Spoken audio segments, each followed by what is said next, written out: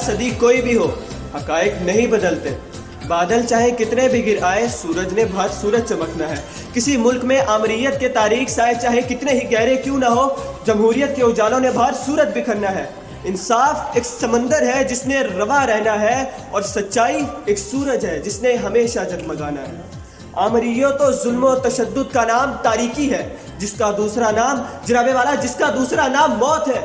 ضرورت صرف ان حق پرستوں کی ہے جو وقت کی آنکھوں میں آنکھیں ڈال کر یہ کہنے کا حوصلہ رکھتے ہو کہ دیپ جس کا محلات ہی میں جلے، چند لوگوں کی خوشیوں کو لے کر چلے، وہ جو سائے میں ہر مصلحت کے پلے، ایسے دستور کو صبح بے نور کو میں نہیں جانتا، میں نہیں مانتا، میں نہیں جانتا، میں نہیں مانتا۔ جناب صدر اور معزز حاضرین، السلام علیکم۔ آج مجھے جس موضوع پر اظہار خیال کرنا ہے وہ ہے فرد قائم ربط ملت سے ہے تنہا کچھ نہیں۔ جناب والا، اتحاد و یکجہتی کی ضرورت ہر دور میں مسلم رہی ہے، چند افراد پر مشتمل ایک خاندان ہو یا ریاست، ان کا حقیقی وجود فقط اتفاق و اتحاد اور باہمی تعاون سے ہی عبارت ہے۔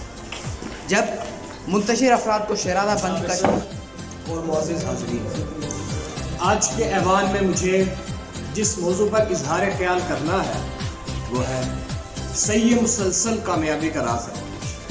جناب والا، انسانی زندگی مسلسل جد و جہد سے عبارت ہے۔ صحیح مسلسل کی بدولت انسان ناممکن کو ممکن بنا سکتا ہے، بلند و بالا پہاڑوں کی چوٹیاں سر کر سکتا ہے، صحراؤں کا سینہ چیر سکتا ہے۔ صدر اور عزیز ساتھی، السلام علیکم۔ آج کے اس موضوع ایوان میں مجھے شاعر مشرق کے جس مصرے پر اظہار خیال کرنا ہے وہ ہے ایک ہو مسلم حرم کی پاس بانی کے لیے۔ جناب والا، آج کا موضوع وضاحت طلب نہیں، ہم سب مسلمان ہیں اور مسلمان ہونے کی حیثیت سے قرآن اور حدیث پر ہمارا ایمان ہے، اور قرآن میں یہ ارشاد ہوتا ہے مال و در سے انکار نہیں کیا جا سکتا۔ ملکوں اور قوموں کا عروج معیشت کے استحکام پر وابستہ ہوتا ہے، لیکن صاحب مومن کے لیے دنیاوی جاؤ حشمت کی حیثیت ثانوی ہوا کرتی ہے۔ صاحب ایمان لوگوں کے نزدیک مال و زر پرکار کی حیثیت بھی نہیں رکھتے، ان کے نزدیک عزت، غیرت اور حمیت کا مقام ہمیشہ دولت پر حاوی ہوتا ہے۔ بقول اقبال، غیرت ہے بڑی چیز جہانے تگودوں میں۔ اسلام غفلت کی نیند سو رہے تھے، ایسے عالم میں اقبال کی آواز آزادی کا ترانہ بن کر گونجی، آپ کا پیغام قدرت کا انعام بن کر گونجا۔ اسی احساس میں آپ فرماتے ہیں، ایک ولولہ تازہ دیا میں نے دلوں کو، لاہور سے تا خاکے بخارا و سمرقند۔ جناب صدر، اقبال شاعر مشرق تھے، حکیم الامت تھے۔